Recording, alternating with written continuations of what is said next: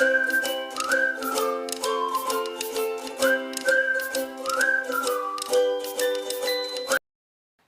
Class 10, कैसे हैं आप लोग। तो आज हम पढ़ने वाले हैं twinkling of stars. The twinkling of a star is due to the atmospheric reflection of stars light. अगर एक नंबर का क्वेश्चन आता है तो आप ये आंसर लिख के आओगे कि ट्विंकलिंग ऑफ स्टार्स होता है because of atmospheric reflection of stars light, यानी कि जो स्टार की लाइट होती है उस वजह से।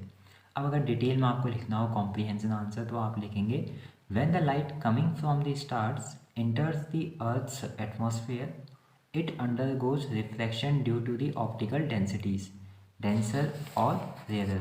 The continuously changing atmosphere reflects different amounts of light. When it reflects more light, stars appear bright. It reflects less light, stars appears dim. In this way, the star light reaching our eyes increases and decreases continuously due to atmospheric refraction and the stars appears to twinkle at night। देखिए यहाँ पे वही लिखा है, I hope आपको समझ में आ गया होगा, बट एक बार मैं आपको समझाता हूँ। एटमॉस्फेयर में क्या है, देखिए ऑप्टिकल डेंसिटीज़ हैं, कभी डेंसर मीडियम है कभी रेयर मीडियम है। तो जब ज़्यादा लाइट रिफ्लेक्ट होती है तो स्टार्स हमें ब्राइट दिखते हैं, जब कम लाइट रिफ्लेक्ट होती है तो हमें स्टार्स डिम दिखते हैं, और ये अल्टरनेटिवली होता रहता है, डिम ब्राइट। तो हमें ऐसा अपीयर होता है कि ये जो स्टार्स हैं ये ट्विंकलिंग कर रहे हैं, ठीक है। इसीलिए इस फेनोमेना का नाम दिया गया ट्विंकलिंग ऑफ स्टार्स। इसी में देखिए एग्जाम में एक क्वेश्चन पूछते हैं, why do stars twinkle but planets do not. यानी कि स्टार्स तो हमें ट्विंकल करते हुए दिखाई देते हैं, ठीक है, समझ में आया। तो फिर प्लैनेट्स क्यों नहीं ट्विंकल करते हैं। तो आइए देखते हैं इसका आंसर हम क्या लिख के आएंगे। और यहाँ पे लिखा हुआ है the stars appear very very small to us because they are very very far off, so stars can be considered as point source of light. देखिए हमारी अर्थ से स्टार्स बहुत ज़्यादा दूर हैं, इसीलिए वो हमें इतने छोटे दिखाई देते हैं, ठीक है। तो हमने ये कंसिडर कर लिया कि ये क्या है, एक पॉइंट सोर्स है।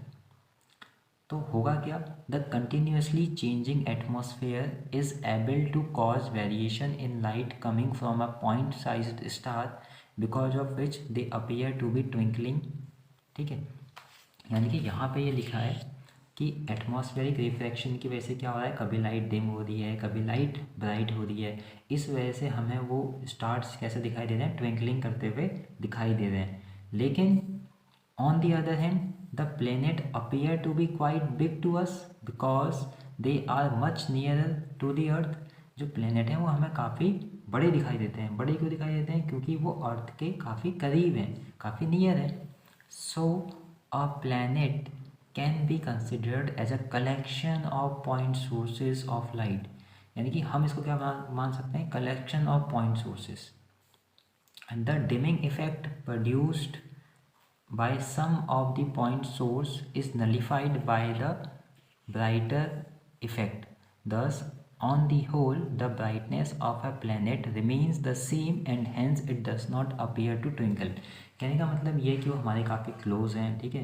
तो वहाँ पर जो डिमिंग इफेक्ट है वो कहीं ना कहीं नलीफाइड हो जाता है ब्राइटर इफेक्ट से, ठीक है। क्योंकि इतना जल्दी वो कंटिन्यूसली होंगे डिम और ब्राइट कि हमें वो दिखाई नहीं देगा, या फिर हम कह सकते हैं कि डिमिंग वाला जो इफेक्ट है वो नलीफाइड हो गया है ब्राइटर इफेक्ट से। तो इस वजह से हमें वो ट्विंकल करते हुए अपीयर नहीं होते हैं। तो आई होप आपको इन दोनों क्वेश्चन के आंसर मिल गए होंगे, ठीक है। और आप इनके आंसर बहुत ही अच्छी तरह लर्न कर लेंगे, और एक दो बार आप जब इनको पढ़ लेते हैं एक बार खुद से आंसर राइटिंग करने की आप प्रैक्टिस करना।